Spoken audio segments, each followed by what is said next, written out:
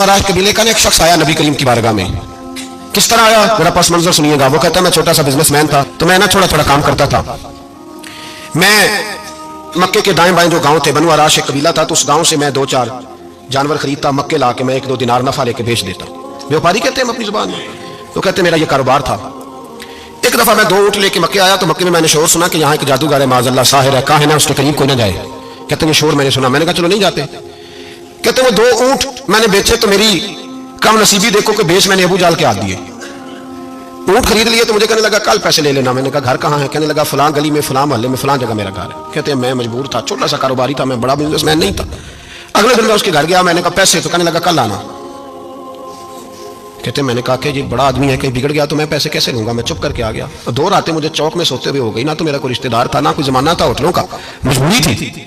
तीसरे दिन मैं फिर गया तो मैंने कहा पैसे, कहने लगा कल आना। तो मैंने कहा यार मेरा यहाँ कोई भी नहीं, मैं सड़क पे सोता हूँ, मेहरबानी कर मेरे पैसे दे, और मैं इतना बड़ा आदमी भी नहीं, हो सकता मेरे पास किराया भी ना हो, मेरे पैसे दे, मैं जाऊं। कहते मेरा दबा के बात की, तो कहने लगा चल दौड़ जा जहां से मिलते हैं।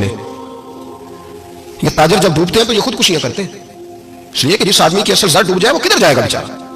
कहते मैं वहां से पलटा, और पलट कर मैंने लोगों से पूछा कि मक्के के सरदार चौधरी अमीर लोग कहाँ बैठते हैं। तो उन्होंने कहा कि काबे के साथ ये छोटी छोटी टोलियां बनी हुई हैं, ये सारे चौधरी बैठे। कहते मैं जाके एक टोली के बीच खड़ा हुआ, उसमें अबू लहब, अबू सुफियान, उतबा, उतैबा, शैबा सारे बैठे थे, बड़े बड़े सरदार। मैंने उनसे कहा कि भाई चौधरी हो, मेरी थोड़ी मदद कराओ, एक आदमी को पैसे दिए हैं, माल दिया है, वो पैसे नहीं दे रहा, और मैं मजबूर हूँ, परदेसी हूँ, गरीब हूँ, मेरी मदद हो जाए। तो कहते वो उतबा बोल के कहने लगा कौन है जो तेरे पैसे दबागे, इतनी जरूरत किसी की, हमारे होते हुए नाम ले। तो कहते मैंने कहा कि अबू जाल नाम है उसका। कहते गर्दनें झोंक गई, कहने लगे तू तो बड़े गुंडे के पास फंस गया, वो तो सरदार है सारे गुंडों का, वो तो नहीं मिलते पैसे, मुश्किल है। कहते मैं कांपने लगा कि मेरे पैरों तो जमीन निकल गई, यार पैसे नहीं मिलेंगे तो मैं तो घर नहीं जा पाता, किराया भी नहीं। कहते उतैबा ने मजाक किया, सामने खाना काबा के साथ टेक लगा के रसूल पाक तशरीफ फरमा थे, माज़अल्लाह सुम्मा माज़अल्लाह, नकले कुफ्र कुफ्र न बाशद, उसने मजाक किया। कहने लगा वो जो बंदा बैठा है ना, वो तेरा मसला हल कर सकता है।